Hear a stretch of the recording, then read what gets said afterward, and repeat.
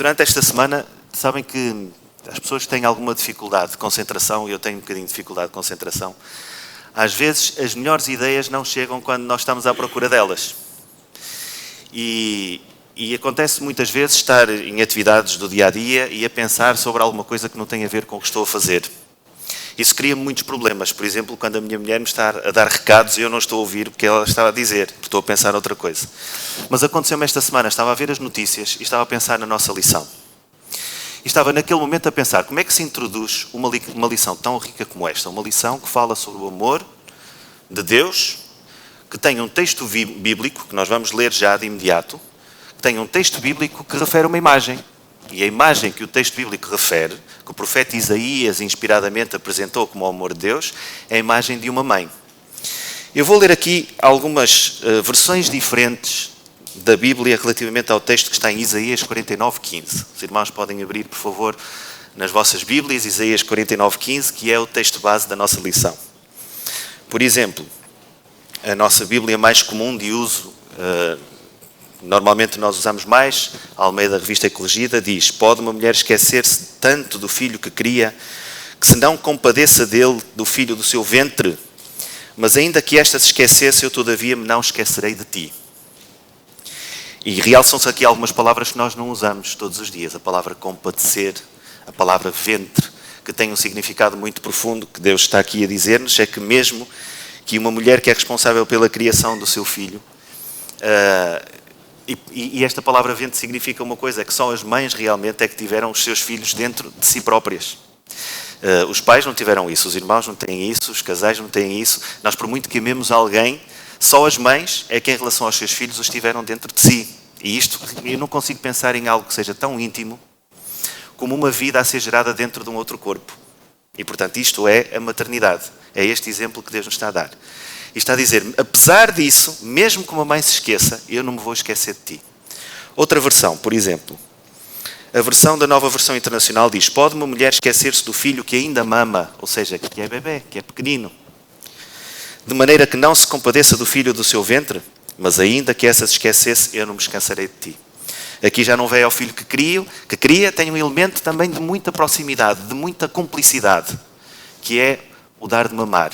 O início da vida, só uma mãe é que consegue ter os meios, independentemente de todas as coisas que nós temos hoje para os filhos, das receitas, dos leites artificiais, não estamos a falar disso, estamos a falar na natureza. Um bebê só alimentado pela mama da sua mãe. Não há nada mais íntimo e mais profundo do que esta questão do alimentar, do criar. Vamos à versão do livro, que é aquela que eu mais gosto quando nós estamos a falar em conjunto. Pode uma mulher esquecer-se do seu menino e não ter amor pelo seu próprio filho? Mesmo que isso possa acontecer, eu, contudo, não me esquecerei de vocês. Aqui já vai focar mais no menino, no amor que se sente pela criança em si. Eu estava a pensar nestes assuntos distraidamente quando apareceu uma notícia na televisão. Uma senhora num país estrangeiro, acho que vocês, muitos devem ter ouvido esta notícia esta semana, que com problemas mentais, provavelmente, pelo menos eu quero pensar que só pode ser assim, com muita agressividade, com 8 filhos, e que espanca uma criança de 13 anos, deixando-a muito mal e deixa-a morrer à fome. A sua própria filha. Eu não sei se viram esta notícia, mas naquele momento veio à minha cabeça que realmente não há maior exemplo que nos choque do que uma mãe deixar morrer um filho ou uma filha. Não há um exemplo maior que nos demonstre até que ponto é que chega a queda do pecado, até uma mãe não ter o instinto e o impulso de fazer o seu filho sobreviver, mas pelo contrário, provocar a sua morte. Não há nada que nos choque mais, meus irmãos. E o centro deste texto é precisamente este. É dizer, apesar disto ser a coisa que mais vos choca que possa acontecer, que é uma mãe não ter como cuidado principal fazer o seu filho ou a sua filha sobreviver, apesar disto ser o pior que vocês possam imaginar, com o meu amor isto nunca vai acontecer. É isso que Deus nos diz. Eu nunca vou permitir que o meu afastamento de vós seja ao ponto que vos deixe morrer ou desaparecer. E realmente eu não consigo pensar em nenhum texto bíblico que nos possa refletir tanto a profundidade do amor de Deus como este. Deixem-me ler-vos um texto. Nós muitas vezes lemos as coisas com os nossos hábitos, século XXI, mas esta semana eu fui ver o comentário bíblico sobre este texto em várias versões. E houve um dos comentários bíblicos que faz uma citação de um texto que está na Bíblia, que eu quero acreditar que se calhar, provavelmente Isaías, quando escreveu este texto, o tinha na sua mente. E é um texto que está em 2 de Reis 6, e vamos ler do versículo 25 a 29.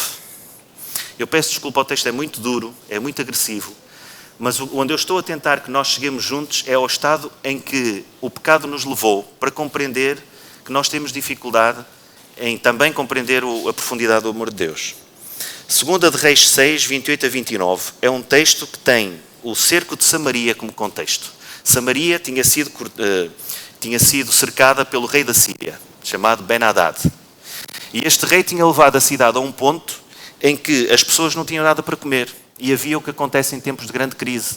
Aconteceu há 3 ou 4 anos, nós chamamos-lhe, por vezes, quando isto é controlado, chamamos-lhe inflação, os bens sobem quando há uma grande falta de bens, mas muitas vezes acontece assambarcamento, especulação, que é as coisas chegarem a preços malucos quando são muito raros. Reparem o que é que aconteceu nesta cidade.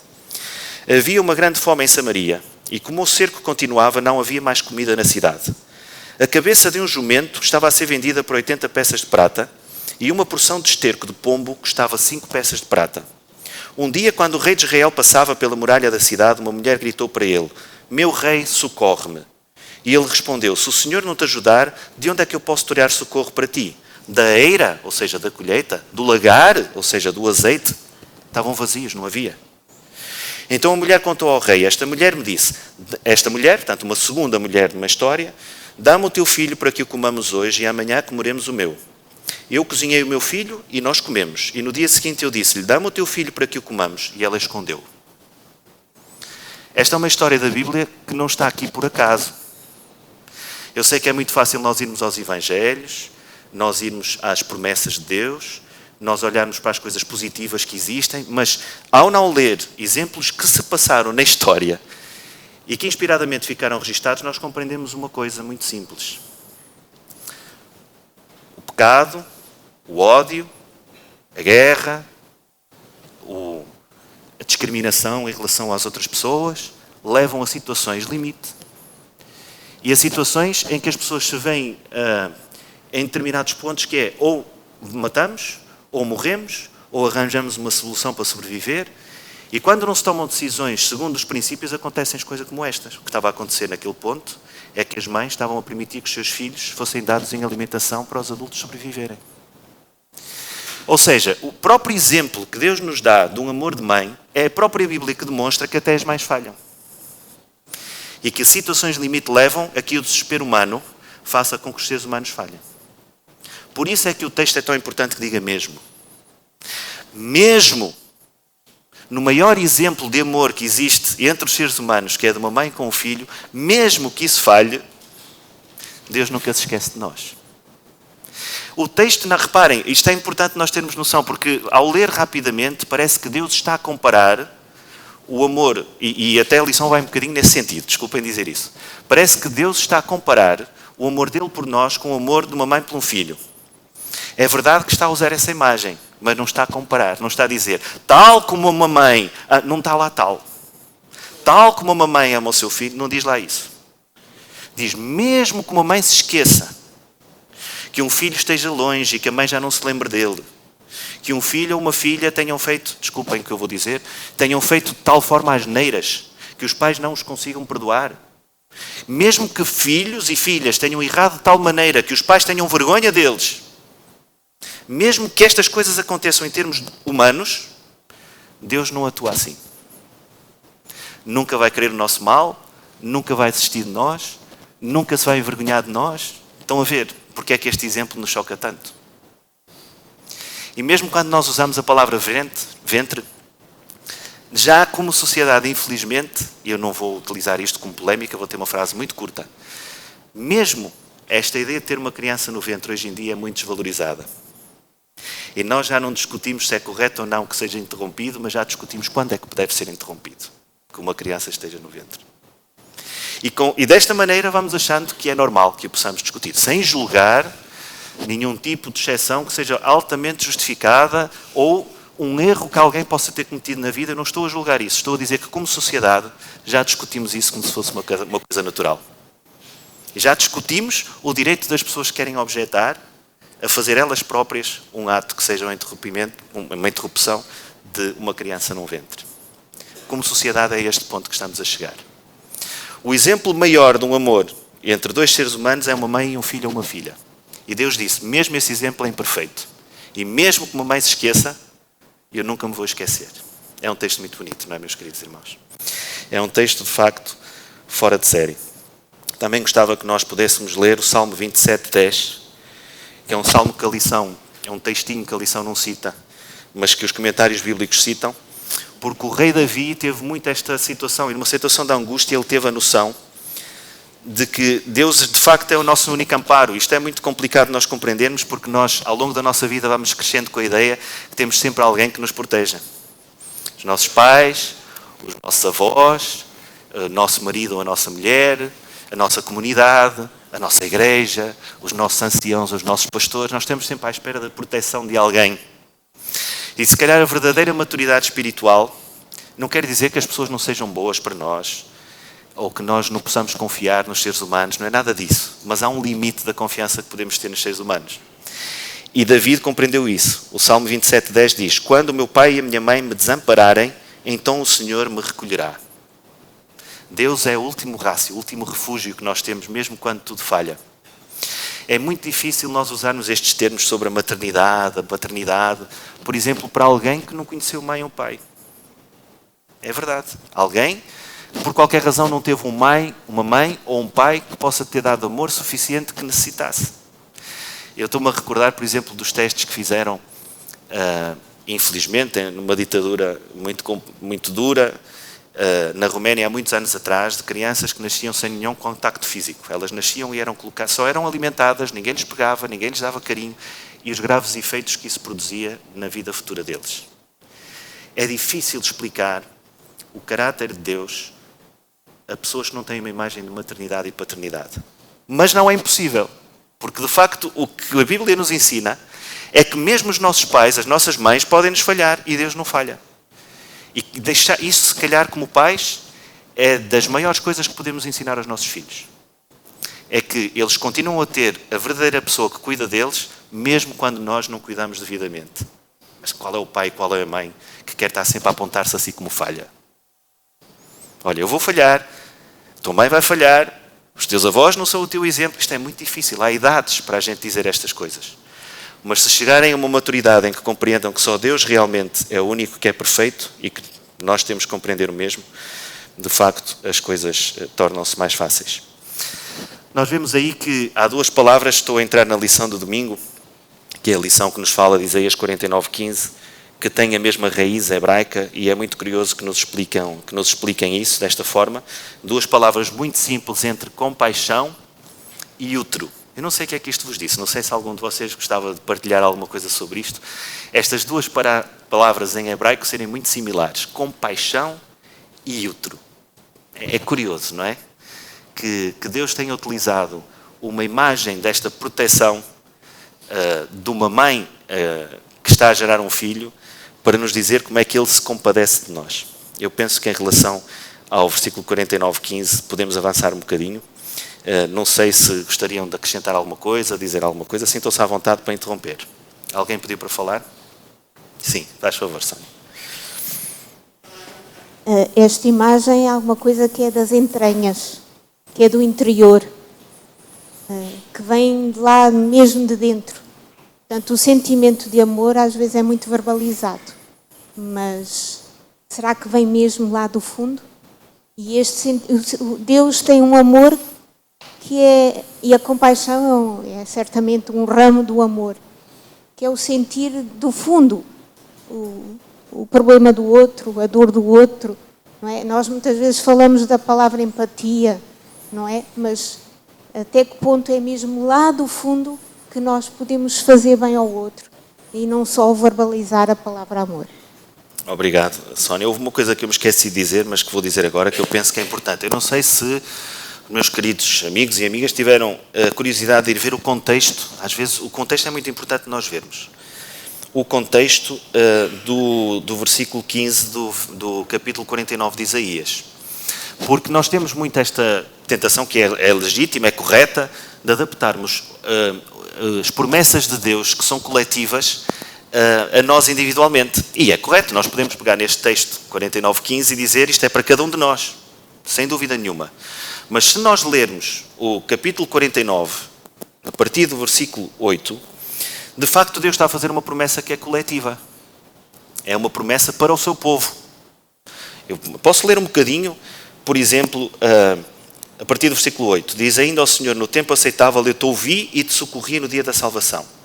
Guardar-te-ei e te farei mediador da aliança do povo para restaurares a terra e lhe repartires as idades assoladas, para dizeres aos presos: saí, e aos que estão em trevas: aparecei.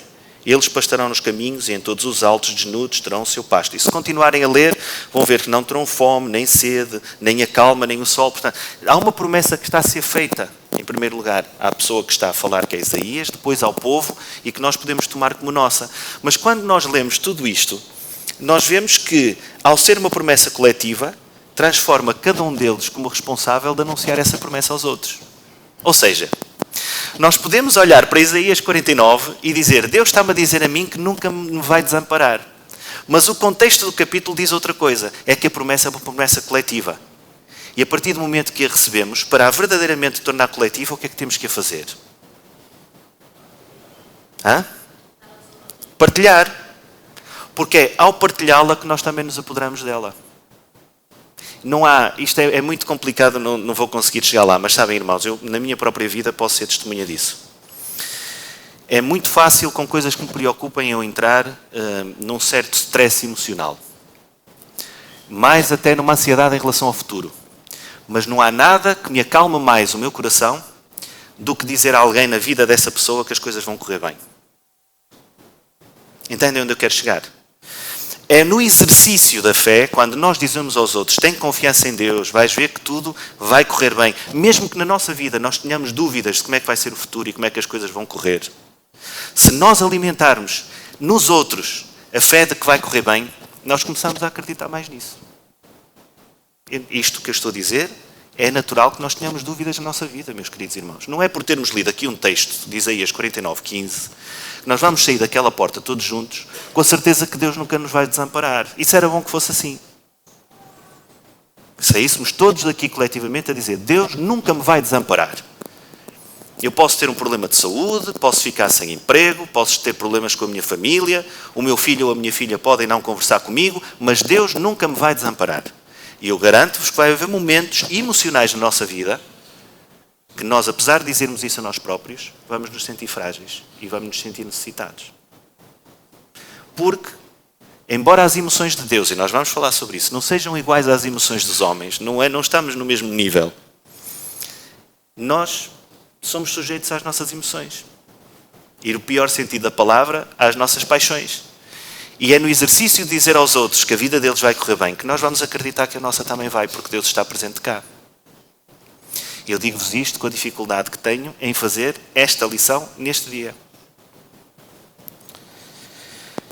Portanto, de facto, nós vemos Deus a tentar, através de determinados textos bíblicos, chegar a dar-nos imagens que nos ajudem a compreender o que Ele quer fazer por nós.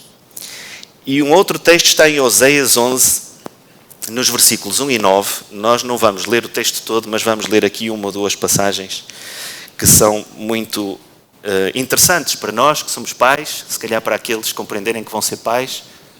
Alguém quer falar? Ok, faz favor, irmão. Desculpa, eu não vi e já ia lançado. Falar um pouquinho mais acerca do contexto de Isaías 49. O moderador introduziu o aspecto de que é um capítulo que é Deus a fazer várias promessas a seu povo. E no versículo 13 diz assim: cantai aos céus e exulta, ó terra, e vós montes, estão em júbilo, porque o Senhor consolou o seu povo e se compadeceu dos seus filhos. Contudo, um aspecto que eu refleti muito, e estava a ver também um aspecto como o monitor disse há pouco, de como nós podemos sentir desamparados.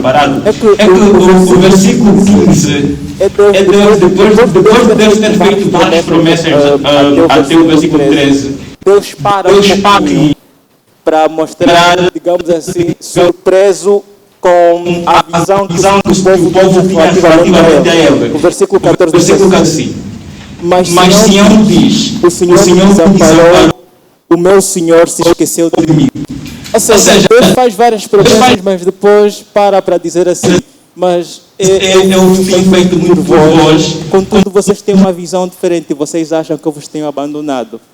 Então, o versículo 15 é justamente uma resposta que Deus dá ao seu povo, ou seja, vocês acham que eu vos tenho abandonado, mas isso nunca aconteceria, isso nunca vai acontecer mesmo que uma mãe vos abandonasse.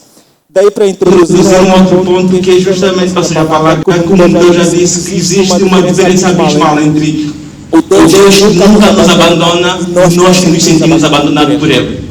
E eu refleti muito, por exemplo, no caso de Jesus, o próprio Jesus Cristo sentiu-se abandonado por Deus. Mas não significa que Deus o abandonou. Mas humanamente, muitas vezes, as circunstâncias nos levam a crer que Deus nos abandonou. E eu refleti também ontem uma pregação que eu havia ouvido aqui já na igreja, mas é do pastor Dário. Eu ouvi ontem novamente pelo youtuber, que o pastor Dário diz assim que é necessário termos uma comunhão intensa com Deus nos momentos de abundância, porque vamos precisar dela, vamos precisar dos reflexos das promessas divinas nos momentos em que estivermos em dificuldades, justamente nos momentos em que sentimos que Deus nos está a abandonar, vamos precisar recorrer aos momentos passados em que a comunhão era intensa para lembrarmos de facto aquele Deus que esteve connosco naquela altura pode estar estando connosco agora. Obrigado. E uma coisa importante que o irmão disse que eu gostava de realçar antes de passar ao Filipe. O irmão tem razão. Até o versículo 13 estão promessas, a partir do versículo 14 estão mais promessas e que têm a ver com a reafirmação da presença de Deus. Há um ponto que eu não posso deixar passar, porque o irmão White diz diversas vezes, no Desejar Todas as Nações, nós notamos isso. O desamparo que Jesus sentia, embora a palavra seja a mesma, é o sentido da ausência da presença de Deus. Quem nos dera a nós que cada vez que nos sentíssemos desamparados foi porque não sentimos a presença de Deus na nossa vida. Vamos ser sinceros, irmãos. Nós, quando usamos a palavra desamparado, é quando as coisas não nos correm bem. É quando nós estamos num estado de sofrimento em que não está a acontecer o que nós esperamos que aconteça. Quem me dera a mim ter chegado a um estado espiritual em que o meu sofrimento fosse não sentir a presença de Deus na minha vida e não fosse o que me está a acontecer a mim pessoalmente. Entendem a diferença? O desamparo de Cristo foi sentir a ausência da presença de Deus por causa do pecado que Ele carregava por nós. Não era possível que um Deus Santo estivesse junto a alguém a carregar o pecado sem culpa. É um bocadinho diferente. Faz favor, Filipe. O versículo 16 do mesmo capítulo 49 diz o seguinte: Vê, nas palmas das minhas mãos te gravei, os teus muros estão continuamente na minha presença. Ou seja, há uma razão para que Deus nunca nos possa esquecer. Vai ser a única manifestação do pecado que existirá para todo sempre. Apenas as cicatrizes sobre o próprio Deus que é Jesus Cristo. Ou seja, Ele nos ama de tal forma que foi capaz de morrer por Deus. Obrigado. Estão a ver como é bom a gente ir aos textos bíblicos. Ainda não saímos do capítulo 49. E se continuarmos, vamos ter mais. Eu gosto muito, por exemplo, do versículo 25, que diz que Deus enfrenta os valentes em nosso nome. Portanto, aquelas que são as nossas 10 minutos, Filipe, 10 minutos, é isso que nos estás a oferecer. Nós de facto vemos que até as coisas, os maiores obstáculos que existem, é Ele que vai batalhar por nós. Realmente não podemos esquecer os versículos todos que vêm a seguir ao versículo 15. Perdão, irmão Paulo, não estás a ver aqui em cima, na galeria? Sim, faz favor, Funda, desculpa. É que a voz vinha de todo lado, não vinha só daí. Ok, obrigado. Queria reforçar também os comentários que já foram feitos, de que... O microfone está falhando. Os comentários que já foram feitos de que Deus jamais vai nos desamparar. Mas o capítulo 6 do livro de Mateus, verso 11, nos diz assim o seguinte: Se vós, pois, sendo maus, sabeis dar boas dádivas aos vossos filhos, quanto mais vosso Pai que está nos céus dará boas coisas aos que lhe pedirem. Deus jamais vai nos desamparar.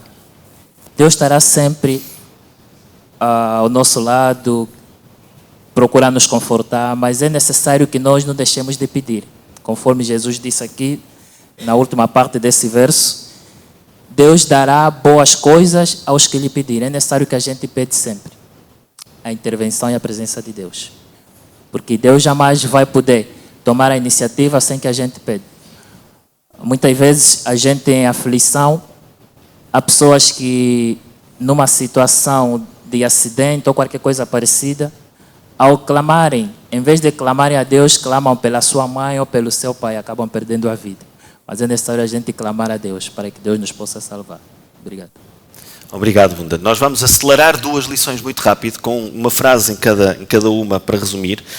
Nós temos aqui um ponto na lição de segunda-feira que tem a ver com Oséias 11, que eu ia ler, mas vou passar à frente. É outra imagem muito bonita que fala da educação. É dado aqui em Oséias 11, 1 a 9, como Deus, na mesma, referindo-se ao seu povo, tinha uma ideia, quanto mais os chamava, mais se afastavam de mim, e dá uma ideia de um pai. Um pai que quer, de facto, acompanhar os seus filhos, de maneira a fazê-los crescer numa direção correta. E nós sabemos, como pais, o que é que acontece quando os nossos filhos não estão aí na direção que a gente acha que deve ser aquela que eles deviam seguir. Há uma diferença.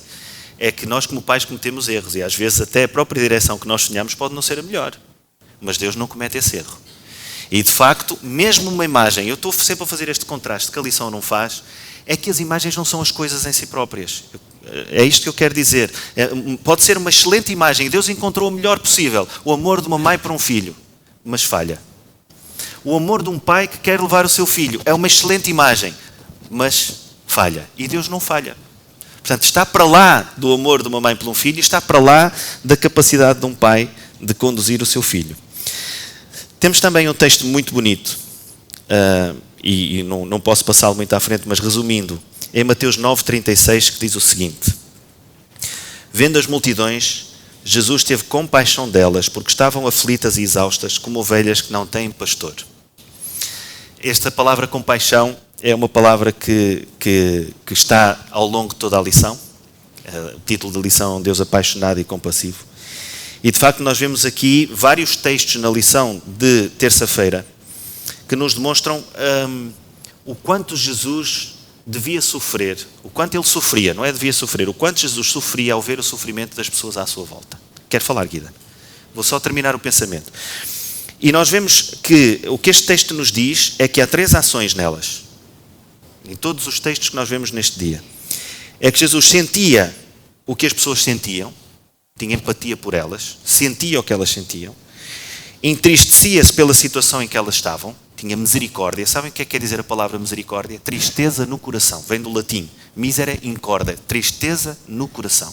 Jesus sentia tristeza no coração. Mas não era pena. Sabem a diferença entre a pena e a compaixão? Tem a ver com o final. A gente, quando tem pena, não necessita que vai agir, não quer dizer que vai agir. Eu tenho pena daquela pessoa, mas não é a minha situação. Quando se tem compaixão, significa que se vai agir em conformidade com isso. E Jesus tinha esse passo seguinte, a tal ação em conformidade com a tristeza que sentia no coração. E nós depois vamos falar um bocadinho sobre a palavra compaixão, mas antes da Guida. Esta lição aborda uma temática que muitas vezes é tabu nas comunidades religiosas, que é o cuidar-se e tratar-se das emoções. E esta certeza de que Deus nos ama sempre é das melhores terapias que podem existir para mantermos a nossa zona frontal do cérebro em ordem.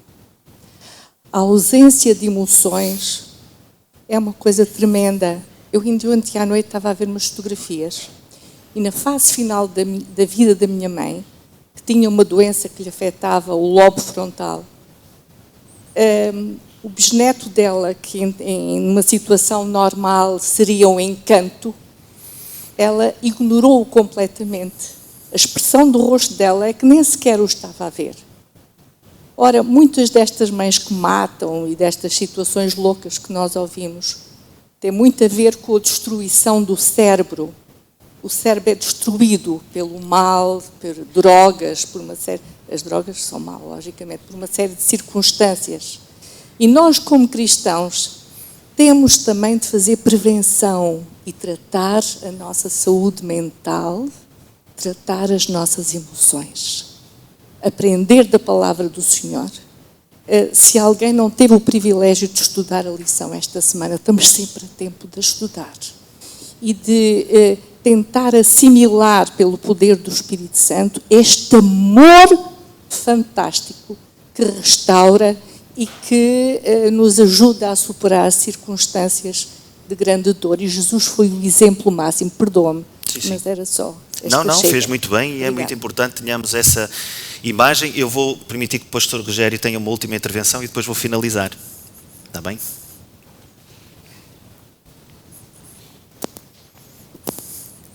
Eu esta semana, a ler alguns comentários, eu vi, portanto, um artigo que juntava a simpatia com a empatia e com a compaixão.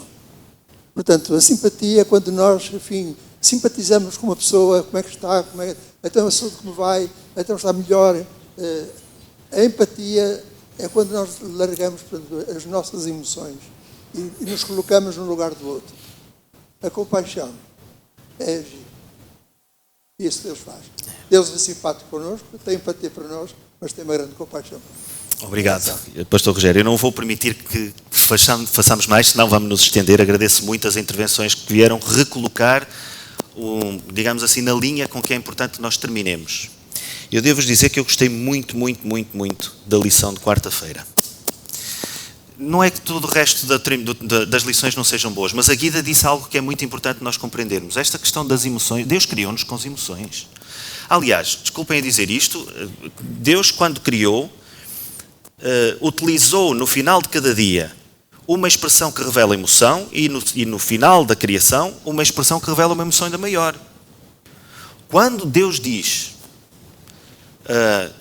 viu Deus, está escrito na Bíblia, que o que criou era bom e que depois finalizou que era tudo muito bom, está a expressar uma emoção de contentamento pelo que tinha acabado de acontecer. Se nós formos, é provável que eu vá falar sobre isso no dia 8 de fevereiro, no sermão que vamos fazer aqui. É o dia da família, ainda não decidi.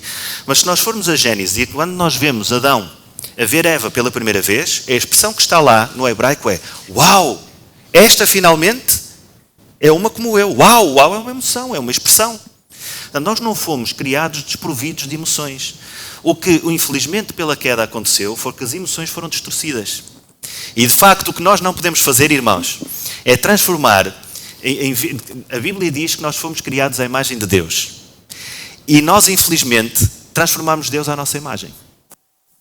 Na nossa cabeça, muitas vezes, acontece conferirmos características, atributos, emoções a Deus, que somos nós que as sentimos. A palavra compaixão, por exemplo, até é muito interessante, porque do hebraico vem da mesma raiz de útero, mas se nós formos às palavras do grego, pathos quer dizer emoção. Paixão vem desta raiz grega que quer dizer emoções. Mas nós, quando pensamos em paixão, o que é que pensamos, de facto? Quando a gente diz, eu estou apaixonado, aquela pessoa tem uma paixão pelo seu namorado, que é uma coisa extraordinária. Quando nós dizemos isto, queremos dizer que é algo que nós sentimos de tal forma que se torna incontrolável. Ora, isto não é aplicável a Deus, meus queridos amigos. As emoções de Deus são puras, são santas, são aquilo que deviam ser as nossas se nós não tivéssemos caído. Portanto, a palavra paixão já tem um problema em si. Do latim, por exemplo, é uma palavra pati, que já vai dar um sentido que é sentir o mesmo sofrimento que a pessoa está a sentir. Estão a ver a diferença? A compaixão devia nos levar a sentir o mesmo sofrimento que alguém está a sentir. Sejamos corretos e sejamos verdadeiros connosco. Nós só temos que aceitar que Deus sentiu o mesmo sofrimento que nós sentimos em Jesus Cristo. Mas eu nunca senti o sofrimento que outra pessoa ao meu lado sentiu. Nós podemos ser o mais empáticos possível, mas eu não posso sentir o que a outra pessoa está a sentir ao meu lado. Só Jesus é que pode e que pôde. Por isso é que a lição nos ensina que Jesus é o exemplo supremo da compaixão de Deus, porque foi um Deus que se fez homem para sofrer o que nós sofremos, vencer em obediência o que nós não conseguimos vencer e morrer por nós. Nós podemos tentar ser o máximo compassivos com as outras pessoas, mas nós não conseguimos sentir rigorosamente o que os outros sentem. E Jesus foi isso que fez, sentir o que nós sentimos. Por isso é que eu estou quase a terminar, Maluzia, uma frase. Quando a lição fala num Deus ciumento, e nós passamos tanto tempo a comparar que o ciúme é ou não é uma coisa que devíamos ou não devíamos sentir, porque muitas vezes nós conotamos o ciúme com as suas consequências. E eu sei do que falo, porque namorei com a minha mulher 6 anos, estando eu no Porto e ela em Setúbal, e eu tinha montes de ciúmes dela. E hoje olho para trás e digo que o pior no ciúme que alguém pode sentir não é o ciúme em si. Eu não acho natural, posso ser eu que esteja a ver mal, que um marido ou uma mulher pensem que alguém fora do seu casamento tenha um relacionamento mais próximo com o marido ou com a mulher do que o marido e a mulher entre si. A sociedade pode nos ensinar isto, mas quando eu ouço alguém dizer eu tenho o meu marido, mas aquele amigo é que é mesmo meu amigo, é aquele que eu conto tudo. Atenção, deviam soar aí umas campainhas quaisquer, porque o ciúme em si não é o problema. O ciúme, de facto, o ciúme tem consequências. Quando o ciúme, por exemplo, leva uma pessoa a insultar, o problema não é o ciúme, é o insulto. Ou quando o ciúme leva alguém a matar, o problema não é o ciúme, é a morte. O ciúme em si é um sentimento que quer dizer uma coisa muito simples. Eu acho eu gostava que aquela pessoa estivesse mais próxima de mim do que ao que está daquela coisa. Mesmo o ciúme não se pode aplicar, por exemplo, quando nós falamos de coisas que não nos pertencem. Desculpem, estou a ser sincero, se não concordarem vão deixar para a próxima que eu já não tenho tempo. Mas é assim, nós não podemos sentir ciúme de uma coisa que não me pertence, isso é inveja. Ou é cobiça. Se eu sinto ciúme porque há um marido ou uma mulher que eu acho que seria mais apropriado para mim do que eles estarem juntos, eu não estou a sentir ciúmes, porque aquilo não me pertence. Estou a sentir inveja ou cobiça, que são pecados em si. Ora, em Deus não há nada disto que faça sentido. Porque o ciúme de Deus, segundo o que nós vimos aqui, este texto lindíssimo que nos aparece em 2 de Coríntios 11, 2 diz: eu estou com ciúme de vocês. E Paulo vai dizer, com o ciúme de Deus. Não é um ciúme que nós sentimos, que leva a más consequências. Porque eu os desposei com um único marido, para apresentá-los a Cristo como uma virgem pura. Então o sonho de Deus é ter cada um de nós exclusivamente para si. É assim que começam os 10 mandamentos. Não terás outros deuses diante de mim. Isto não é só deuses, é tudo. Nada pode ser mais importante na nossa vida do que o próprio Deus. E vou terminar com uma frasezinha do Charles Spurgeon, que foi um pregador muito famoso, que nos tenta explicar como é que é o ciúme de Deus. É que o ciúme de Deus não mata. O ciúme de Deus morre por amor. Isto é que é a diferença. Nós queremos as coisas para nós, para nos fazerem felizes. E Deus quer-nos para Ele, para nos fazer a nós felizes. Há uma grande diferença aqui, irmãos. O ciúme não destrói. O ciúme constrói. Você já amou alguém ou algo tanto que não conseguiu suportar ver outra pessoa com essa pessoa? Isso é ciúmes. E Deus é um Deus ciumento. Ele deseja tanto o nosso tempo, o nosso amor e as nossas energias que não pode suportar nos ver com outro. E Ele preferiria morrer do que continuar a ver-nos com outro que recebesse o nosso amor e cuidado. E termina a dizer, e Ele morreu mesmo para garantir isso. Estão a ver a beleza deste ciúme de Deus? Então olha, deixemos-nos conquistar pelo amor de Deus e respondemos a este ciúme de Deus dando-nos totalmente a Ele, que é o mais importante.